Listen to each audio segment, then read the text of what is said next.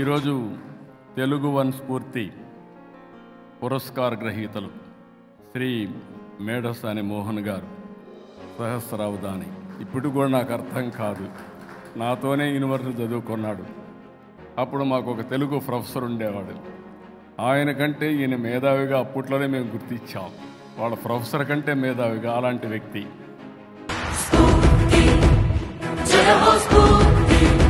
అదే సమయంలో ప్రజా వైద్యులు గౌరవనీయులు డాక్టర్ పాములపర్తి రామారావు గారు.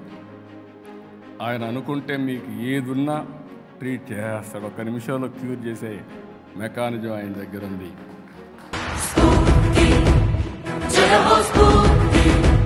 ఇంకో పక్క Telangana media academy chairman K Srinivasa Reddy. మేము ఉన్నప్పటి నుంచి మీడియా అంటే గుర్తొచ్చే వ్యక్తి శ్రీనివాసరెడ్డి. క్రెడిబిలిటీకి మారు పేరు శ్రీనివాసరెడ్డి గారు అని చెప్పి కూడా నేను మీకు తెలియజేస్తాను. మామూలుగా కాదు.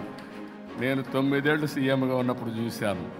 అప్పుడు ఎట్టున్నాడు, ఇప్పుడు అట్నే ఉన్నాడు, భవిష్యత్తులో అట్నే ఉంటాడు.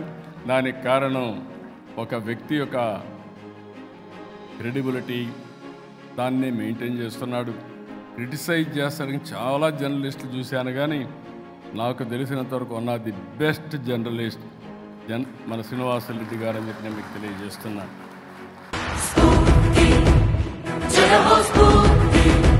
ప్రముఖ గేయ రచయిత, ఆస్కార్ అవార్డు గ్రహీత చంద్రబోస్ గారు.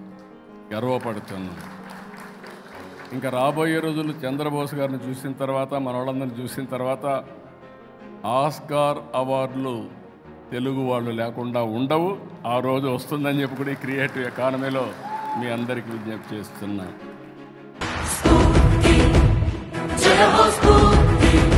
ఇంకో పక్కన విశ్రాంత IRS ఉన్నతాధికారి నరసింహప్ప, ఆయన కూడా మా సీనియర్ ఎకనామిక్స్ డిపార్ట్మెంట్లో, ఆయన కూడా రావడం చాలా గర్వకారణం. ఇంకొక పక్కన retired IAS officer PV Ramesh. ఎప్పుడు కూడా రమేష్ క్రియేటివ్గా ఉంటాడు, కొత్త కొత్త విషయాలను ఆలోచిస్తూ ఉంటాడు. అలాంటి వ్యక్తిని ఎంపిక చేయడం చాలా సంతోషం. వ్యవసాయ నిపుణులుగా ముళ్ళగూరు అనంతరాయుడు గారు. ఇప్పుడు వ్యవసాయం కూడా మోడర్నైజేషన్ వచ్చేసింది. అగ్రిటెక్ పెద్ద ఎత్తున అభివృద్ధి అవకాశం ఉంది. వారిని నీలోఫర్ కేఫ్ వ్యవస్థాపకులు అనుముల బాబురావు గారిని, ఇంకొక పక్కన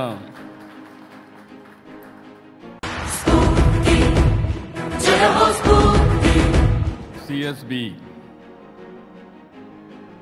IAS అకాడమీ వ్యవస్థాపకురాలు, వారిని ఎప్పుడు చూస్తున్న బాలలత గారు. వారు ఇప్పుడు కూడా ఎంత ఎఫెక్టివ్గా ఉంటారంటే, మా శౌర్య గారి కూతురు శౌర్య గారు కూడా one of the best journalist, very simple man. ఆ అమ్మాయిని చూసినప్పుడు నాకు గర్వకారణం.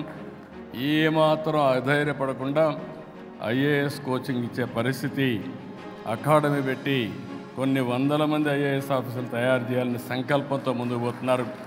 వారిని కూడా మనస్ఫూర్తిగా అభినందిస్తూ, ఇకపోతే స్వర్ణ భారత్ ట్రస్ట్ దీపా వెంకట్ గారు, వెంకయ్యనాయుడు గారి కుమార్తె. బట్ రాబోయే రోజుల్లో వెంకయ్యనాయుడు కుమార్తెగా కాకుండా దీపా వెంకట్ గారి తండ్రిగా వెంకయ్యనాయుడు గుర్తించుకునే విధంగా సర్వీస్ చేసి ప్రజల గుండెల్లో ఉంటారని చెప్పి కూడా నేను మీకు తెలియజేస్తున్నా. ఇలాంటి మంచి వ్యక్తులకి అవార్డ్స్ ఇవ్వడం